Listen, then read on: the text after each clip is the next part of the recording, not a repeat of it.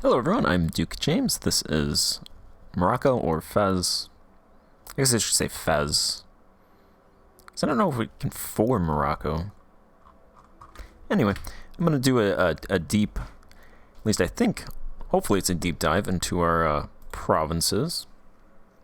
We've looked at a top level view of our country. Now we'll do a province view, now that I know more what to look for compared to my Hungary campaign. So there are two pretty good provinces in our country, Fez and Marrakesh. Fez is our capital. It's kind of surrounded by mountains, so it's not that great for autonomy purposes, so I might end up moving it to a coastal province. There are 2, 4, 6, 8 provinces that we own with natural features, and all of them have at least minor centers of trade. Actually, all of them do have minor centers of trade, except our capital, Fez, which has an important center of trade. All of those centers of trade, and we only get 2 merchants. Interesting. I would think more. Thinking we don't have trade ideas, so maybe that's why. Alright, Fez. I'll do a deep dive into Fez, and then I've got some map modes that we can look at. So Fez has 2 rural development, 31 urban development, which is a lot, and 7 upper class urban development? 7 upper class development. There are close to 200,000 people living here, 175,000. They are dying. They're also migrating in. So they're migrating in faster than they're dying. Barely. There's 45,000 peasants. The peasants are the ones that are dying. Fez actually has a lot of freedom. The peasants, I think countrywide, have 80% freedom. Oh no, actually, it's 90% down south. So further south you go, the more free the people are actually. That's interesting. I would think that would be the opposite. But yeah, we have 80, 90% freedom.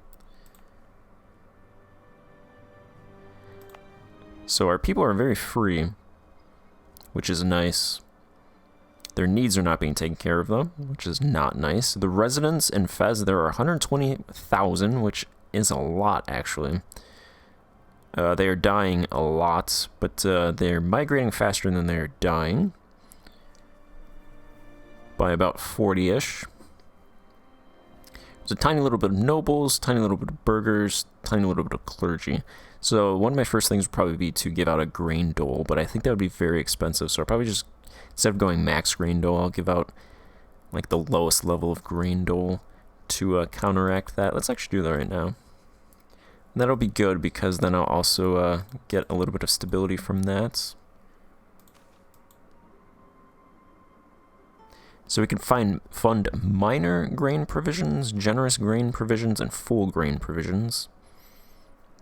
Pretty sure this would cost a lot of money. I have 5 ducats, 5.5 ducats right now, but that's without advisors, and I imagine this is also going to just drop because my realm expenses is probably going to increase and my taxation is going to decrease. So I don't want to do a bunch of things thinking that I have a balance of 5.5, because I don't think I really do. So the lowest one would give national unrest -1, stability increase interval -10%. Generous grain provisions would give national unrest -2, stability increase interval -20%, and 10% progress towards stability. The highest one would give 25% towards stability, -30% stability increase interval, and -3 national unrest. I think I'll do generous grain provisions,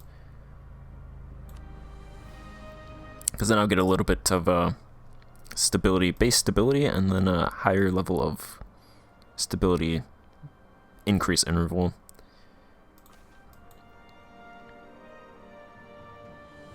And then once, I think it updates on the yearly tick, that green dole should show up in realm expenses. So I'll be able to see exactly how much we are spending for the green dole, which is nice. So that is the population. Looks like the residents are pretty wealthy, but they're consuming a lot. They don't have much in terms of wages. Peasants are poor, nomads are poor, nobles are pretty wealthy. Burghers are doing pretty good. They've got a lot of money from property income. These figures might update after the yearly tick, so they might change. Fez has no mines, which is unfortunate. A little bit of farmland and a little bit of forestries. A lot of commercial property because of that important center of trade. There are wheat, pasture, nomadism, plant fibers, olives, timber, cottage industry, textiles, luxury cloth, processed materials, armaments, religious education, higher education, commerce. So we actually start, unlike Hungary, or Hungary, I should say, we start with a higher education of size 54. Which I think is actually, besides Paris, probably one of the best in the known world, because it's Paris, and I think Prague starts with one as well. Higher education 28, so we're almost double Prague. And a lot of provinces just don't start with higher education.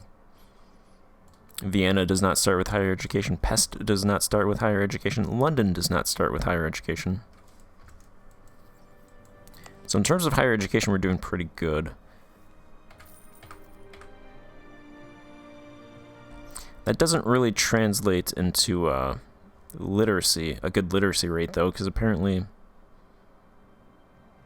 the literacy rate of the residents in Fez is 17%, and the literacy rate of peasants is 0.9%. So that might just actually, that knowledge might have to be produced and then traded, and then they buy it. But I think that's mostly because they're poor, so they can't actually buy that knowledge.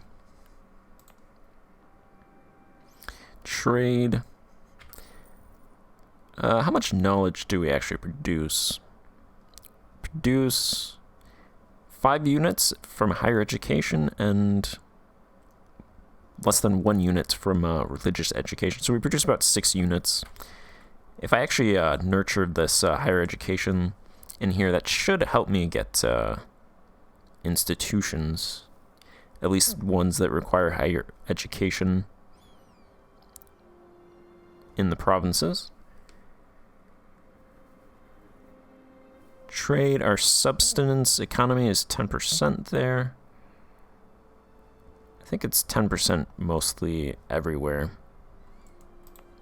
I think 10% is the number that it starts at. So 10% of the stuff stays there. It also assigns a sector score now. So this sector is score 3.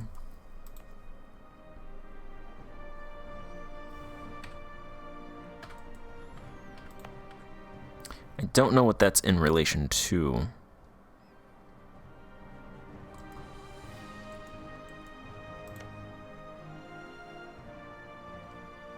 This one is a sector score 4. It shows up in some provinces, some trade regions, but not others. Interesting. I don't know if that's fully implemented. Alright, that was Fez. I'm gonna look at some map modes. So I've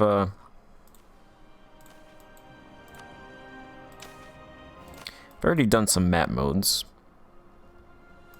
First one is rural population. So this is the rural population of our country. Green means there are more rural pops. These provinces, there's about 200,000 rural pops living there, or about 100,000-ish. Yeah, close to 100,000 in the green. This province has a lot of, close to 200,000 peasants in this province over here. That's a nice province.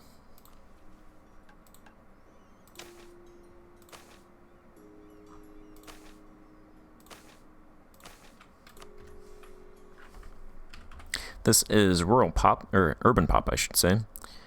Obviously, Fez and Marrakesh have a lot of urban pop. Marrakesh has 50,000. Garb has 40,000, and this province has 40,000. All those provinces have above 5 urban developments. This province up here has 40,000, so it looks like most of these provinces have 40,000. If I can actually keep these provinces over here, that'll be a nice boon. Because these provinces are actually pretty nice. This one's only 10,000. It is orange, though. These natural feature provinces up here, Tangier and Quetta, aren't that great. But I'll try to build those up. 30,000 residents, that's not bad. I don't think any... Yeah, none of these provinces have luxury cloth, so I can start building luxury cloth, and that'll be a huge... Should be a good boost to income. Because all of these provinces have above 5 urban development, which is what you need to get luxury cloth, and then if they have more than 10,000 residents, I can also build higher education, which none of these have as well. So higher education and luxury cloth should give me a boost, and there's a lot of provinces that I can do that in. One of the things they did add, I'm not sure if I mentioned this, to open an industry now costs 5 ducats. So just in higher education and luxury cloth alone, I can open up probably more money than I really want to spend in the early game. Probably blow through 205 ducats just opening up those 2 industries in all my provinces. So I'll probably pick and choose which ones to do that in.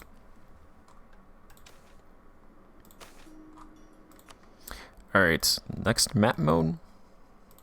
I always go to change active map mode. Let's see. Alright, here's a farmland map mode. So it looks like we have a little farmland heartland here around the capital. Above the north of the Atlas Mountains, I want to say. Is that Atlas Mountains? North of that range, not along the coast. So I'll probably build that up. Those are probably good provinces to build some irrigation in eventually. This one is mines. I think most of the ones on the coast. Sea salt and metal in that province. Sea salt, metal. Sea salt, metal. Metal, metal, metal, metal. A lot of metal, which is unfortunate. There's coal, sea salt, and metal in that province. I imagine these 2 are coal as well. Yep, coal. Okay, so we have a couple coal provinces to work with at the start of the game. Can't do anything with those until we embrace commercialization. I imagine all of the ones on the coast are just sea salt. Yep. Sea salt and metal along the coast. So we got a little bit of coal. No gold, silver, pearls, unfortunately, but a lot of metal and sea salt. And the last one is forests. Here's the forests. Forests, not a whole lot of amount of forests compared to farmlands and mines. About 250. I think the highest forest province in our country is this one with 292. But it's good to develop forests. You can get game industries, get some salt food. And I think you can get either delicacies or whatever the other one was, exotics, potentially from game industries, depending on where you are in the world. And then there's fisheries, which are just along the coast. This province has the most fisheries at 110. Not really a whole lot going on with fisheries. They kind of just exist. You get a little bit of food from them, a little bit of income. Not terribly exciting. Go ahead and do a census. We have 1.6 million peasants. They're dying a lot. It's orange. It's orange for, look at this. Your people are dying. We have 500,000 nomads. More than 500,000 residents. 54,000 nobles. 8,000 burghers, 17,000 clergy. So we have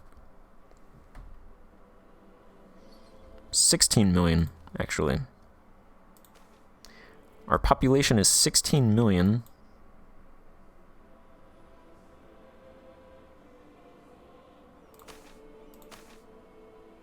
Right, because that's 16 million. I don't think that adds up, though.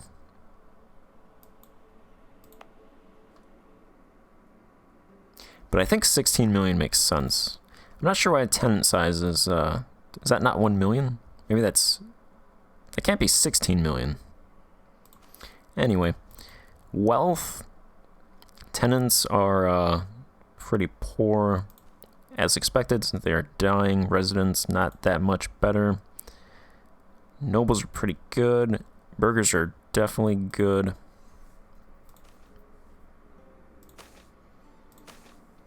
That all makes sense. Food, we don't produce enough food. We produce enough salt. So I'm definitely going to want to try to produce more food. We don't produce enough fiber. We don't produce enough fuel. We don't produce enough raw material, barely. We're not going to probably ever produce enough exotic goods until we go to Asia. We produce a little bit more consumer goods than we need. Military, we produce a little bit less. Naval, we produce more. Industrial, we produce a little bit more. Luxury, we produce a little bit more as well. Knowledge, we don't produce enough. That should increase very rapidly once I start opening up higher education. And I think that higher education, we should trade a lot of that, so that'll help out with our trade provinces. Alright, that is a look at our provinces. I'll do a little bit more. As we go on, I'll look at provinces more in depth, potentially. But that is our country. I'm gonna need to open up a lot of industries and do some investments into farmland to get more food so our people stop dying, because they are dying. Hopefully we don't spend too much manpower in fighting rebels, because that will just lead to more population loss, which I don't want to avoid that. But for now, I'm going to end this part and pick it up in the next part. So thanks for watching, and goodbye.